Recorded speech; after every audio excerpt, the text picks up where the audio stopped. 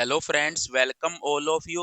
इस वीडियो का टॉपिक है centre of mass of system of particles. मतलब आपको मासी पार्टिकल्स गिवन होंगे और उनका पोजीशन वेक्टर्स गिवन होगा और आपको उनके सेंटर ऑफ मास का पोजीशन वेक्टर बताना है। जैसे यहाँ पर एक मास m1 है, एक मास m2 है। m1 का पोजीशन वेक्टर r1 वेक्टर है, m2 का पोजीशन वेक्टर r2 वेक्टर है और इन दोनों का सेंटर ऑफ मास यहाँ पर है। और इनका जो सेंटर ऑफ मास है उसका पोजीशन वेक्टर हम आरसीएम वेक्टर से रिप्रेजेंट कर रहे हैं। आरसीएम वेक्टर क्या है? पोजीशन वेक्टर है सेंटर ऑफ मास का। मतलब इन दोनों का जो सेंटर ऑफ मास होगा उसका पोजीशन वेक्टर आरसीएम वेक्टर है। R1 वेक्टर क्या है? पोजीशन वेक्टर मास m1 का है। R2 वेक्टर क्या है? पोजीशन वेक्टर है मास m2 का।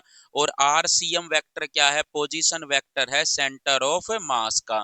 मतलब ये जो दोनों पार्टिकल है या दोनों मास है m1 और m2, ऐसा लगता है कि यहाँ पर ही रखे गए हैं। मतलब यहाँ पर आप m1 प्लस m2 मास रख सकते हो और यही क्या है? इनका सेंटर ऑफ मास है। सेंटर ऑफ मास का मतलब होता है कि सारा मास आप यहाँ पे रख सकते हो। तो देखिए, आरसीएम वेक्टर जो होता है वो इक्वल टू होता है m1 इंटू में इसका position vector plus m2 into में इसका पोजीशन वेक्टर बटे में m1 प्लस m2। मतलब m1 r1 vector plus m2 r2 vector बटे में m1 प्लस m2।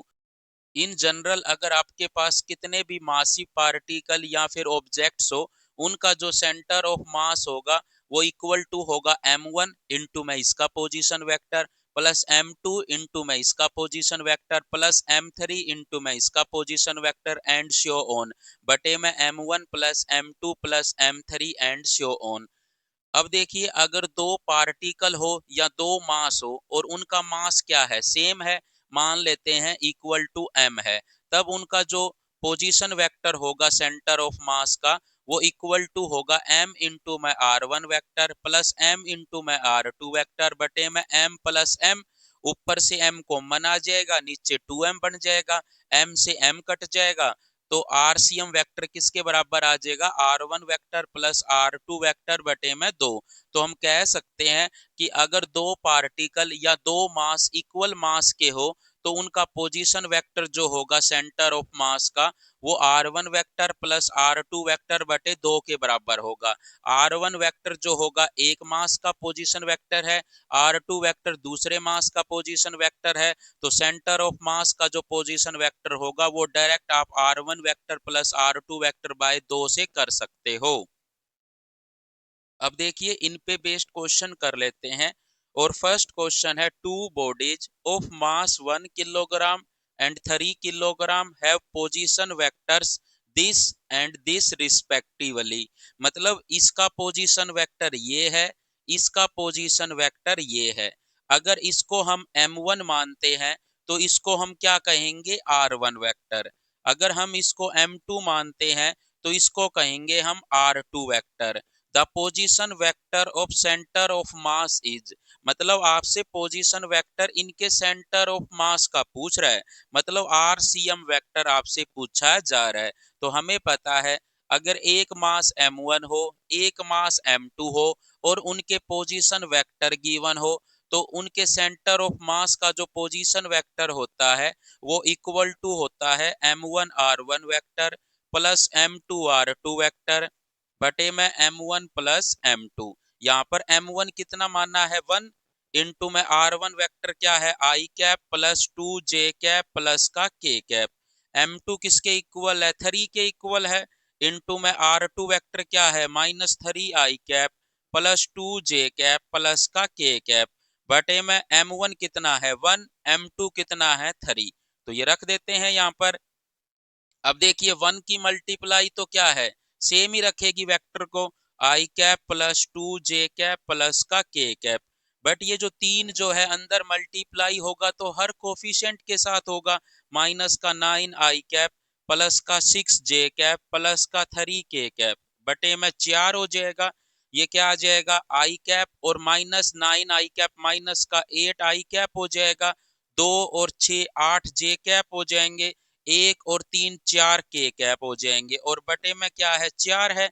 ये 4 जो है हर एक कोफिशिएंट के साथ चला जाएगा और इनको काट देगा। तो क्या आ जाएगा माइनस का 2 आई कैप प्लस का 2 जे कैप प्लस का के कैप। ये पोजीशन वेक्टर आ गया सेंटर ऑफ मास का।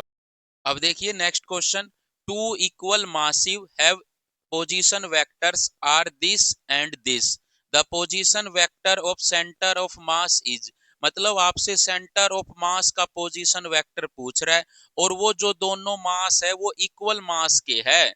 मतलब इक्वल मास है तो उनका पोजीशन वेक्टर जो होगा सेंटर ऑफ मास का, उसको हम direct r1 vector plus r2 vector by 2 से निकाल सकते हैं। r1 वेक्टर ये है, r2 वेक्टर आपका ये है, तो यहाँ पे रख देते हैं। r1 वेक्टर कितना है 2i cap plus 6j cap minus का k कैप प्लस का r2 वेक्टर क्या है 3i कैप प्लस का 4j cap minus 3k cap बटे में 2।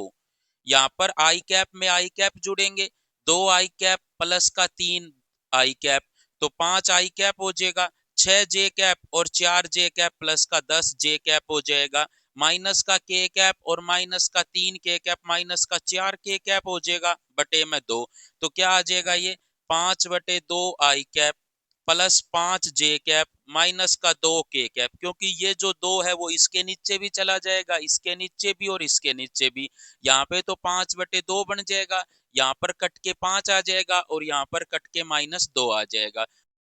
अब देखिए next question, 3 masses having mass 2 kilogram 3 kilogram and 5 kilogram and their position vector are this and this respectively. मतलब इसका पोजीशन वेक्टर ये है, इसका पोजीशन वेक्टर ये है, इसका पोजीशन वेक्टर ये है, और आपसे पोजीशन वेक्टर सेंटर ऑफ मास का पूछा जा रहा है। मतलब आपसे आरसीएम वेक्टर पूछ रहा है क्या होगा। हमें पता है आरसीएम वेक्टर जो है अगर पोजीशन वेक्टर की टर्म में निकालते हैं तो m1 r1 vector plus m2 r2 vector plus m3 r3 vector बटे में क्या लिखेंगे m1 plus m2 plus m3 लिखेंगे। यहाँ पे 3 मास गिवन है तो 3 लग लेंगे, ज्यादा होते तो ज्यादा लग चले जाते। अगर हम इसको m1 मानते हैं तो इसको क्या मानना पड़ेगा r1 वेक्टर, इसको अगर हम m2 मानते हैं तो इसको क्या मानना पड़ेगा r2 वेक्टर, इसको अगर हम m3 मानते हैं तो इसको क्या मानना पड़ेगा r3 वेक्टर। सो यहाँ पर पुट कर लेते हैं सभी वैल्यूज। m1 कितना है 2, r1 कितना है i कैप माइनस का j कैप प्लस m2 कितना है 3, r2 वेक्टर कितना है 2i कैप प्लस का 6j कैप माइनस का k कैप, m3 कितना है 5 इनटू में r3 वेक्टर क्या है 4i cap plus 6j cap plus का 3k कैप और बटे में m1 plus m2 plus m3। ये सब कुछ लिख लिया हमने।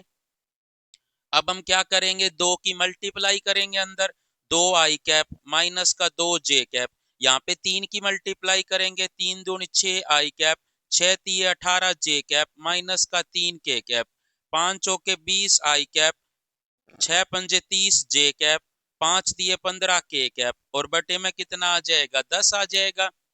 2i cap 6i cap 8i cap हो गए, 8 और 20 28 आई कैप हो जाएंगे आपके, माइनस का 2j cap 18j cap plus के 16j कैप रह गए, 16 और 30 46j कैप हो जाएंगे और यहाँ पर माइनस का 3k कैप और प्लस के 15k कैप तो प्लस के 12k कैप रह जाएंगे और बटे में क्या आ जाएगा 10।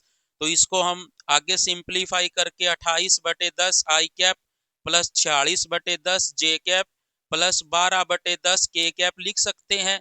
इसको अगर हम फाइनल सिंप्लीफाई करके लिखे तो 14 बटे 5 आई कैप प्लस 23 बटे 5 जे कैप प्लस 6 बटे 5 के कैप लिख सकते हैं। So thank you so much for watching this video. अगर आपको वीडियो अच्छी लगी तो please like share and channel को सब्सक्राइब जरूर करें।